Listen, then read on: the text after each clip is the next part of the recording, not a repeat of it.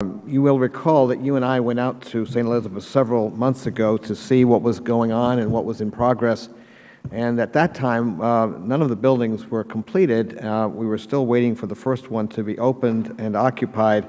That has now happened with the Coast Guard moving from Navy Yard into St. Elizabeth.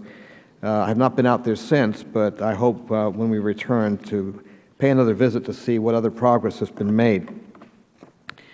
As we know, the Department of Homeland Security is composed of 22, sometimes called legacy agencies, making it the third largest department in Federal government. And it has, I believe, one of the most important missions of any Federal agency, and that is to keep Americans safe and to protect the homeland. This is an enormous challenge and responsibility, from securing our borders to counterterrorism and cybersecurity. In 2006, former DHS Secretary Michael Chertoff introduced a plan to consolidate the Department's senior leadership across all 22 component agencies into one headquarters, as opposed to operating out of 50 different locations around the nation's capital region. In a consolidated headquarters, the Department would be in one location and could more quickly coordinate and respond to a crisis. And as we know, St. Elizabeth's Hospital in Southeast Washington was chosen as the site for this consolidation plan. The original master plan for converting St. Elizabeth into a DHS headquarters called for a coordinated construction schedule that would be divided into 3 phases, and it was supposed to cost $3.45 billion, with the project being completed by 2015, next year. Unfortunately, Mr. Chairman, as you pointed out, the project is now expected to exceed costs of $4.5 billion and is not expected to be completed in 2026. That's a $1 billion increase in cost projections and 11 years overdue. There are several issues, as we know, behind the costs and the delays that St. Elizabeth is experiencing, and I'm looking forward to an opportunity today to explore further those issues and those delays.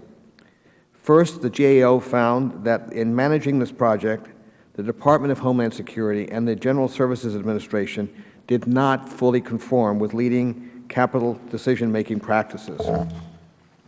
The GAO also found that DHS and GSA have not conducted an assessment of current needs and capability gaps, nor have they prioritized alternative designs that would help to adapt St. Elizabeth's consolidation plan to meet the current fiscal environment.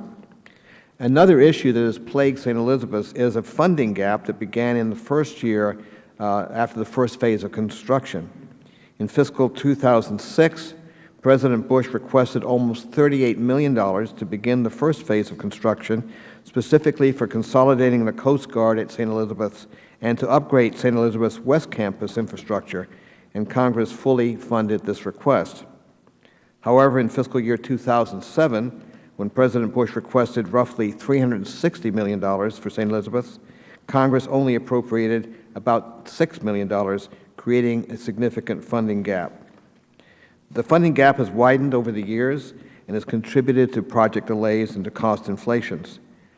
As ranking member of this subcommittee, I am committed to working with my colleagues on both sides of the aisle to ensure that the Department spends taxpayer money wisely. We have to be good fiscal agents. The Department must have the resources it needs to fulfill its mission, but we will not and should not write them a blank check. They must accord to best practices and have plans in place that enable them to adapt to the current fiscal and legislative climate. And let me just digress for a moment, Mr. Chairman, to point out that this is not just an issue at St. Elizabeth's. Recently, there was a report that showed in my state, in a district next door, another cost overrun and an inexplicable building project, building houses for Border Patrol agents and their families in a small community called Ajo. It used to be a mining town. It's now essentially a retirement community. The home values in Ajo are about $88,000 on the average. What did DHS spend with GSA to build those homes? Almost $700,000 per home. Building homes that were larger than were needed, for agents whose families were living in Tucson and other cities who were not likely to occupy the larger premises.